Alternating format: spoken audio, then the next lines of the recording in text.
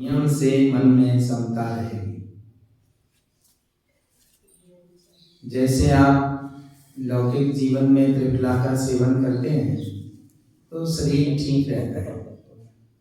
हमारे इस त्रिफला का सेवन करेंगे तो समता में रहेंगे, आनंद में रहेंगे। घर परिवार में जिस प्रकार के निमित्त अपने आसपास रहते हैं, इन निमित्तों के बीच ही समता में रहने का पुरुषार्थ करना, ये सबसे बड़ी साधना है। निमित्तों से हटकर समता भाव में रहना ये कोई साधना का लक्षण नहीं है। विपरीत निमित्त हो और मन में समता के परिणाम रहे, ये सबसे बड़ा विवेक है। तो कैसे रहेगी घर में समता? सबसे पहली बात तो ये है कि अपने आसपास के सब जीवों के स्वभाव को समझने की कोशिश करना चाहिए। परिवार में, समाज में, अपने आसपास जो जीव हैं, इनके स्वभाव को समझने की कोशिश करना चाहिए और इनके स्वभाव को समझकर मन में उनके प्रति किसी भी प्रकार की आकुलता के परिणाम नहीं लाना चाहिए, क्योंकि भाव दशा मन की है, परिणाम मन में होते हैं। बिगड़ते भी मन में ही है और संभलते भी मन में ही है।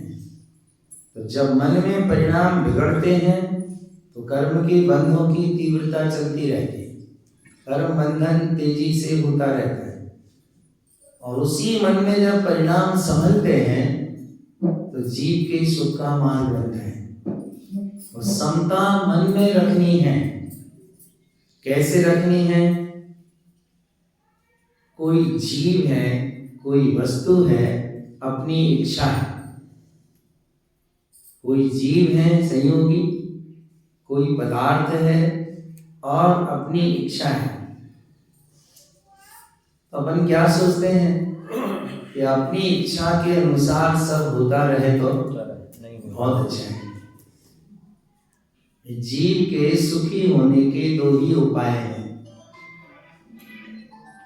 जीव के सुखी होने के दो ही उपाय हैं। पहला उपाय तो ये है कि जैसा जैसा हम चाहें, जैसा जैसा हम कहें, वैसा वैसा सब होता जाए तो अपन सुखी हो जाए, है ना। और दूसरा उपाय ये है कि भगवान ने अपनी वाणी में जैसा वस्तु का स्वरूप कहा है उसे मान लें तो सुखी हो जाए। तो कौन सा उपाय सही है? जो भगवान ने कहा है, भगवान ने कहा है उसे मानेंगे तो सुखी हो जाएंगे। और वो बात अपन स्वीकार अभी करते हैं। ईमानदारी की बात तो ये है। और मन के चाहे अनुसार होता नहीं है। अपन जो चाहते हैं वो होता नहीं है, जो होता है वो चाहते नहीं है और चाहते हैं कि किसी तरीके से समता में रहें, सुख में रहें। बनेगा काम तो केवल तत्व निर्णय को स्वीकार करने से बनेगा। समता भाव भी तत्व निर्णय के स्वीकार करने से आएगा। जैसे अपन जीवों का परिणमन बदलना चाहते हैं, पर वस्तुओं का परिणमन बदलना चाहते हैं, इस सारे कर्ता भाव के परिणाम हैं। अपने भीतर हर तरह से आकुलता विकलता के प्रसंग बने रहते तो समता नहीं रहती। तो संयोगों में रहकर मन में होने वाले कर्ता भाव को शांत करना है। और ये कर्ता भाव शांत होगा तत्व निर्णय के चिंतन से। जिस समय जिस जीव का, जिस द्रव्य का जैसा, बोलिए, जैसा जो कुछ होना है योग्यता अनुसार हो रहा है और होगा, इसे कोई ये निर्णय स्वीकार हो जाए तो इसी समय से समता शुरू हो जाए। इसी समय से समता शुरू हो जाए। तत्व निर्णय का आराधन संकल्प विकल्पों को मिटाता है। तत्व निर्णय की भावना से संकल्प विकल्प मिटते हैं, इससे मन में समता आती है। तो करना क्या है कि अपने भीतर कर्तृत्व परिणामों को समेटना है, अपनत्व परिणामों को समेटना है। शरीर में संयोगों में जो एकत्वपने की मान्यता अपन ने बनाकर रखी है, इस मान्यता को तोड़ना है। निश्चय से साधन तो यही है, समता भाव में रहने का। निश्चय से साधन तो यही है। इसी उपाय से मन में समता होगी। दूसरा उपाय ये है कि संसारी जीवन में अपन जिन निमित्त संयोगों के बीच रहते हैं, वहां कुछ अपनी गलतियां होती हैं। जैसे सहनशीलता खो देते हैं। सहनशीलता खोने से समता के परिणाम डिस्टर्ब होते हैं। धैर्य खो देते हैं। कोई परिस्थिति बनी,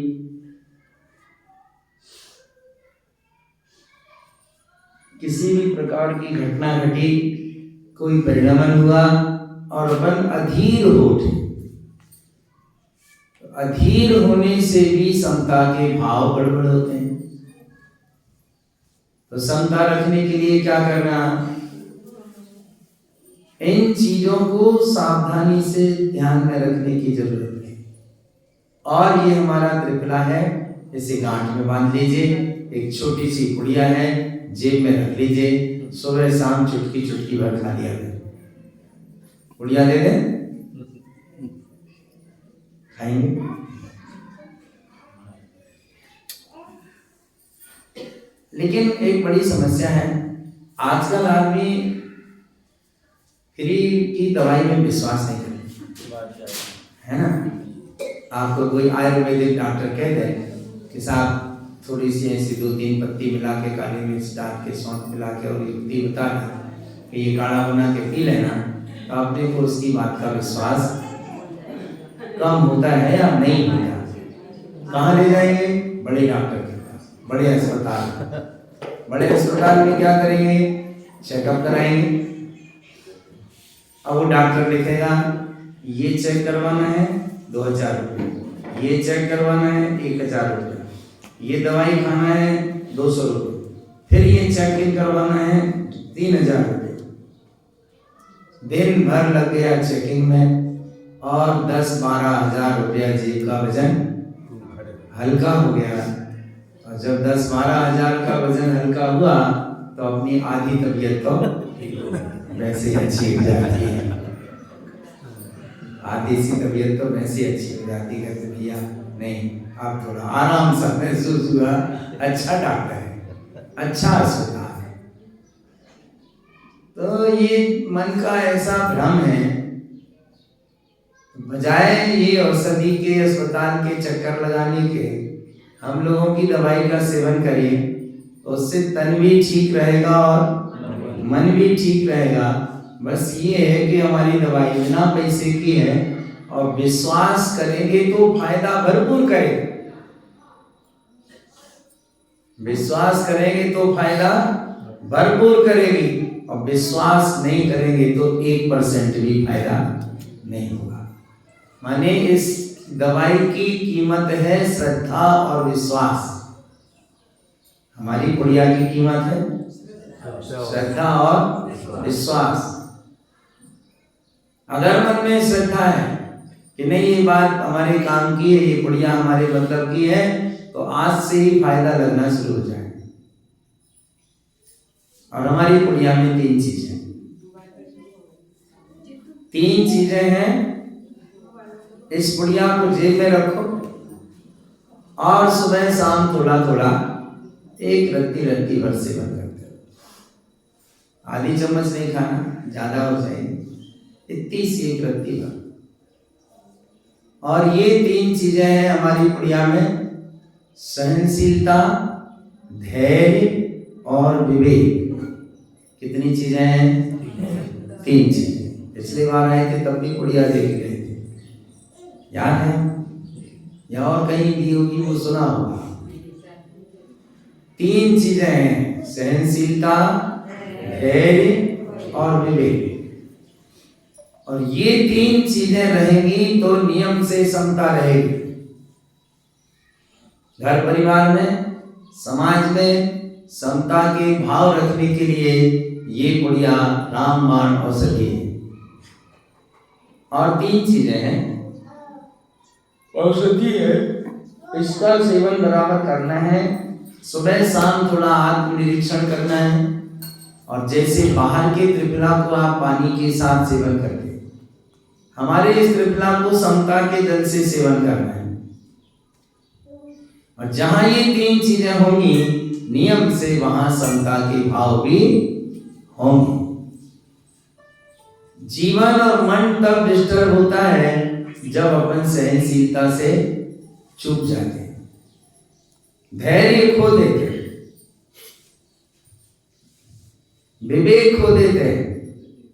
इन 3 चीजों के खोने से समता नष्ट होती है। इन तीनों चीजों का थोड़ा थोड़ा ध्यान रखें, तो जितनी देर इनका ध्यान रखेंगे वहीं से समता की धारा बहती रहेगी। घर परिवार अशांति नहीं देते, घर परिवार विषमता नहीं देते, अपने भीतर सहनशीलता की कमी होने से समता टूटती है, अपना धैर्य खोने से समता छूटती है, अपना विवेक खोने से समता खत्म होती है। तो पहला उपाय है जो अचूक है, तत्व निर्णय को स्वीकार करना। और दूसरा उपाय है हमारी इस पुड़िया का सेवन करना। सुबह शाम थोड़ा थोड़ा देख लेना है कि सहनशीलता बनी है कि नहीं बनी, धैर्य बना है कि नहीं बना। कोई भी परिस्थिति बने उसमें धीरज नहीं खोना।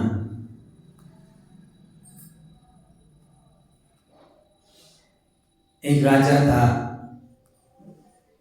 प्रतिदिन सुबह उसका दरबार लगता था। सर्दी के दिन थे, उस दिन ठंडी होने से धूप में सुबह 8 बजे से दरबार लग गया। और जैसे ही दरबार लगा, सुबह सुबह एक व्यापारी आया, रत्नों का, रत्न का व्यापारी आया।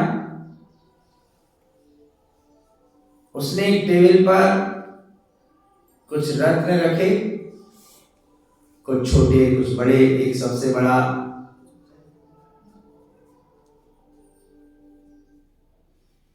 ये चीज आपके बहुत काम की है, थोड़ा समझना है। सुबह 8 बजे उस रत्न के व्यापारी ने टेबल पर कुछ रत्न रखे, कुछ कांच रखे, एक बड़ा हीरा रखा। और वो राजा से कहता है कि मैं ये सारी चीजें लेकर चल रहा हूं, इनमें एक हीरा है, उसकी खोज करना है। लेकिन अभी तक मैं कई राज्यों में गया पर कोई भी आदमी उस हीरे की खोज नहीं कर पाया कि वो हीरा है या क्या है।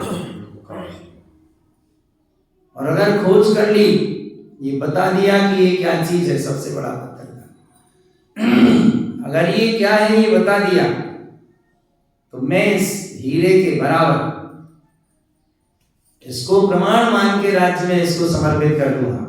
और अगर कोई नहीं बता पाया तो इसके बराबर सोना मुझे तौल के देना पड़ेगा। और ऐसे में कई राज्यों से सोना ले चुका हूं, कोई भी आदमी इसे पहचान नहीं पाया ये हीरा है या कांच है, क्या है। 10 बज गए, 11 बज गए, 3-4 घंटे हो गए। लोग डरते रहे कि अगर मान लो हमने बताया और गलत निकल गया तो इतने बड़े पत्थर के बराबर सोना देना पड़ेगा राजकोष से। लोग डरते रहे, किसी ने भी हिम्मत नहीं की बताने की। 12 बजते बजते 4 घंटे हो गए थे। एक अंधा आदमी उठा, उसी राज्य में रहता था। अंधा आदमी उठा, वो कहता है मैं बताऊंगा हीरा है कि क्या है।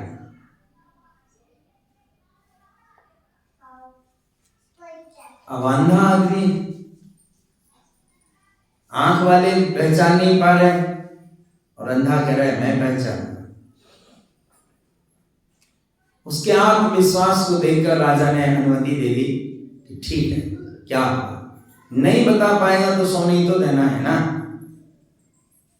उस अंधे आदमी को बुलाया, उसने 30-35 सेकंड तक उन पत्थरों पर हाथ फेरा और वो सबसे बड़ा पत्थर उठा के दे दिया। बोले महाराज इन सब में ये हीरा है, बाकी सब कांच।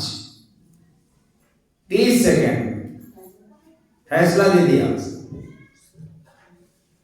कि ये सबसे बड़ा पत्थर हीरा है, बाकी सब कांच है।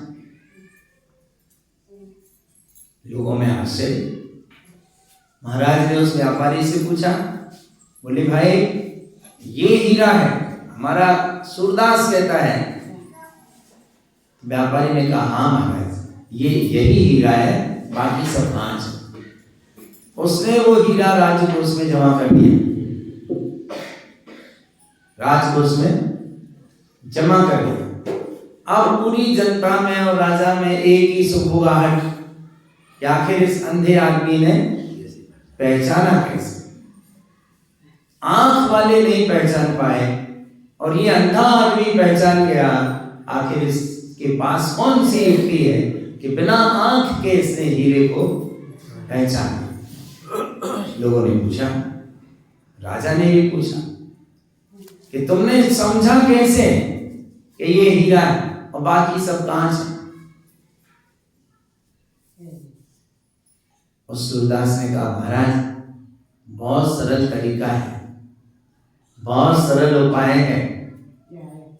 मैंने कुछ नहीं किया, केवल परखा है, पहचाना है कि ये कांच है और बाकी ये हीरा है और बाकी सब कांच है। राजा ने पूछा कि हम वही पूछना चाहते हैं तुमसे कि आखिर तुमने जाना कैसे, पहचाना कैसे, तुम्हारे पास तो आंख नहीं, बिना आंख के तुमने हीरे को कैसे जाना। अरे महाराज बड़ा सरल था, मैंने बहुत आसानी से पहचान लिया। कैसे पहचाना? उस सूरदास ने कहा ये व्यापारी 8 बजे आया था आपके पास, ये 8 बजे आया था। 8 बजे इसने टेबल पर सब कांच और हीरे रख दिए थे। मैं सुन रहा था कि जो भी व्यक्ति इनमें से छांट देगा कि ये हीरा है और बाकी सब कांच है तो मैं हीरा राज्य में जमा कर दूंगा। 4 घंटे, धूप काफी तेज हो गई है और मेरी पहचान का एक ही साधन है। मैंने एक ही बात से पहचाना कि 4 घंटे तक हीरे और कांच धूप में रखे हैं और मैंने जब इनको स्पर्श किया, छुआ, तो एक पत्थर ठंडा था क्या बात।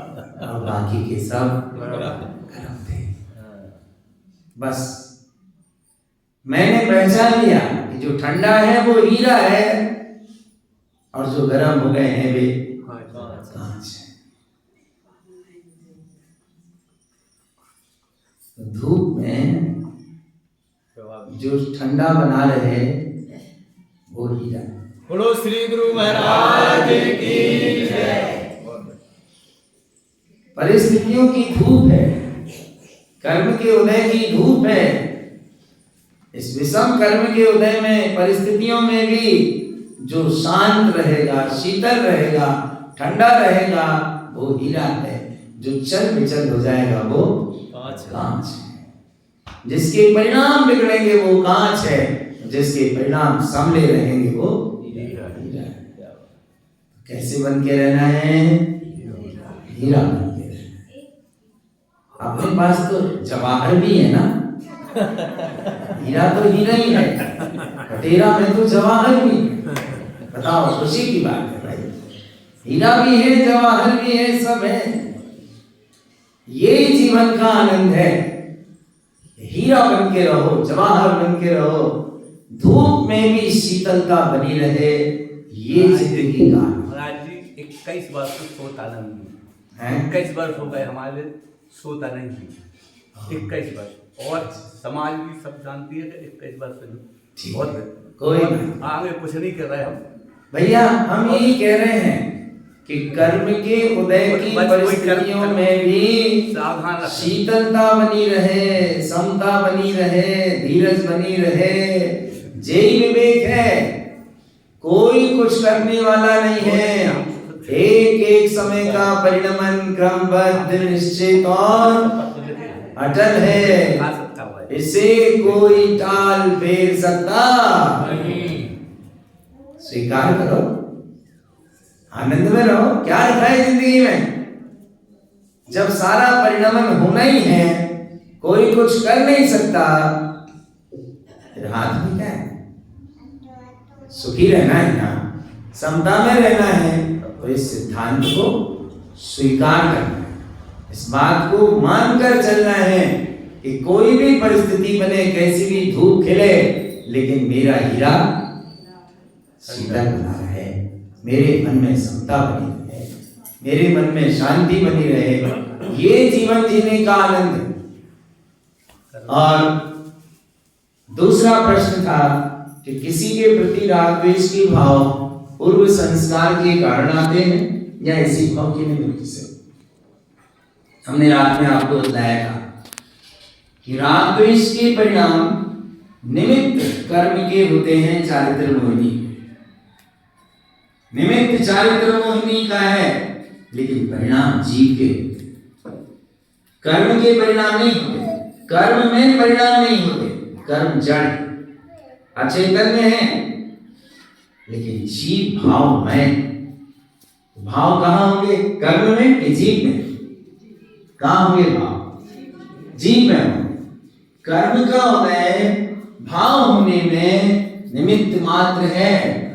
अगर कर्म के उदय में भी हम अपने परिणाम ना बिगाड़ें, तो कर्म जबरदस्ती हमारे परिणामों को बिगाड़ सकता नहीं।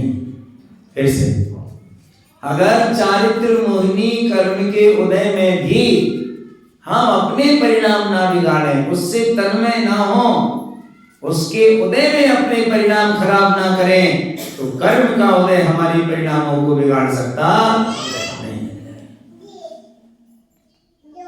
परिणाम हम स्वयं बिगाड़ते हैं, परिणाम हम स्वयं बिगाड़ते हैं, कोई दूसरा नहीं बिगाड़ता। हमारे भाव को कोई बिगाड़ने के लिए नहीं आता। अपन कहते हैं अरे इनने ऐसा कह दिया इसलिए हमको गुस्सा आ गया। उनने ने बिगाड़ी भाई अपने परिणाम। किसने? जो उनका चुपन से कह रहे। हाँ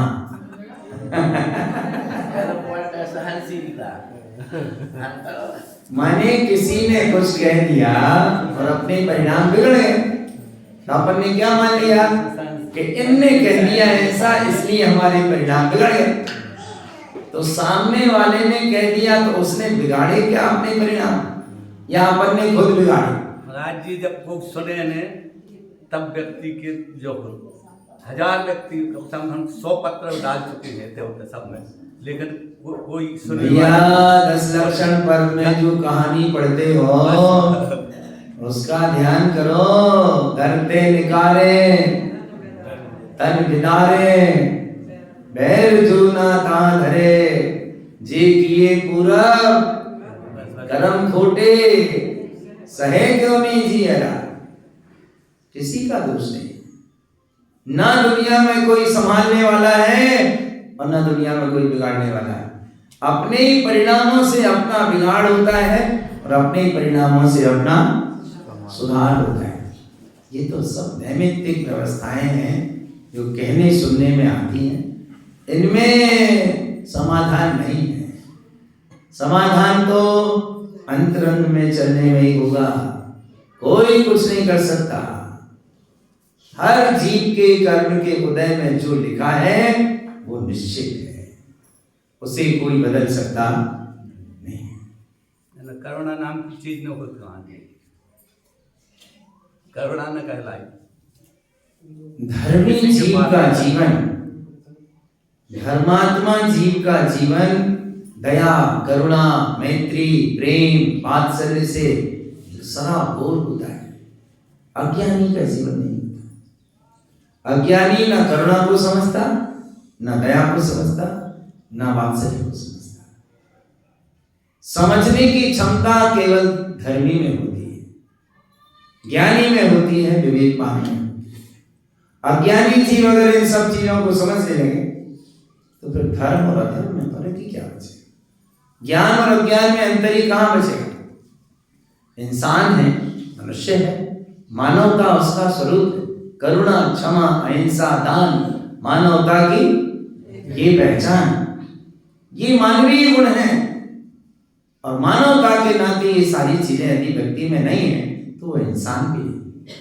लेकिन ये सब चीजें स्थायी गुणों के रूप में जिसमें होती हैं वो है धर्मात्मा, सम्यक दृष्टि। मार्ग सम्यक दर्शन से प्रारंभ होता है। मिथ्या दृष्टि जीव धर्म के स्वरूप को नहीं जानता, नहीं समझता। तो समता में रहने के लिए हमारा त्रिफला है, इसका सेवन करिए। सहनशीलता, धैर्य और विवेक। कितनी चीजें हैं? 3 चीजें। कौन कौन सी? लौट कर इन्हीं गुणों पर आना पड़ेगा। कितना ही हम बाहर चले जाएं, असहनशील हो जाएं, धैर्य खो दें, विवेकहीन हो जाएं, लेकिन लौटकर यही आना पड़ेगा। लौटकर समता में ही आना पड़ेगा। इसके अलावा कोई मार्ग नहीं। संघर्ष में समाधान नहीं, विरोध में समाधान नहीं है, राग द्वेष कसाय कलह में समाधान नहीं है। समाधान है तो समता में, सहनशीलता में, धैर्य में, करुणा में, क्षमा में, विवेक में, इनमें समाधान, धीरज में समाधान। इसलिए जीवन को अच्छा बनाने के लिए इन चीजों की आवश्यकता है कि घर परिवार में अपन रहें तो सबके प्रति सहज परिणाम रखें। बड़ों का आदर हो, छोटों से प्यार हो, सबके प्रति स्नेह की डोर से बंधकर चलें, वात्सल्य की डोर से बंधकर चलें, तो कहीं कोई परेशानी नहीं होती। विवेक जीवन का सर्वोपरि लक्षण है। अगर विवेक अपना जागृत है तो सारी समस्याओं के समाधान आपके पास है। विवेक हर चीज का समाधान करता है, धैर्य सारी चीजों का समाधान करता है। अभी कल हमने एक छोटा सा उदाहरण दिया था। कहाँ दिया था? यही दिया था, झिरिया वाला नहीं बताया। बस वो बात बताकर समाप्त करेंगे। कहीं हम रास्ते में जा रहे हैं, प्यास लगी, बहुत ध्यान से समझिए। रास्ते में कहीं जा रहे हैं, प्यास बहुत तेजी से लगी है, पानी कहीं नहीं। एक नदी पड़ी, नदी का पानी मचा हुआ है, गंदा है, पानी पीना है लेकिन गंदा पानी नहीं पी पा रहे। रेतीले घाट की तरफ जहां तक पानी है वहां से हमने 10-15 फीट और ऊपर रेत में एक छोटा सा गड्ढा खोदा, झिरिया इसको बोलते हैं, झिरिया। आपने 1.5 बाई 1.5 के व्यास में एक गोल गड्ढा खोदा, झिरिया खोदी, 1.5 फीट खोद दिया, 2 फीट खोद दिया, उसमें पानी भर रहा है, लेकिन ये भी गंदा है, ये पानी भी गंदा है। रेत के कण आ रहे हैं, धूल आ रही है और पीना है आपको पानी। अब झिरिया में पानी आ रहा है लेकिन वो भी गंदा है। अब क्या करना चाहिए?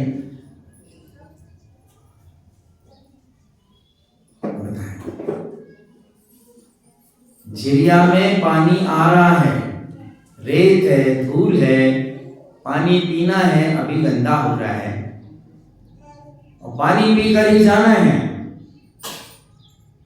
क्या करना पड़ेगा?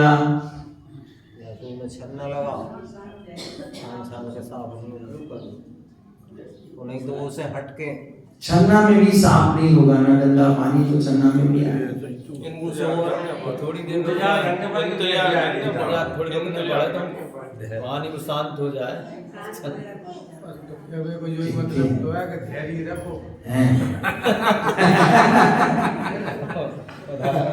नहीं, समझदार तो आप बहुत हैं सब लोग, समझदार तो बहुत हैं। तो पानी पीना है तो क्या करना पड़ेगा? थोड़ी देर शांति रखना पड़ेगी, इंतजार करना पड़ेगा।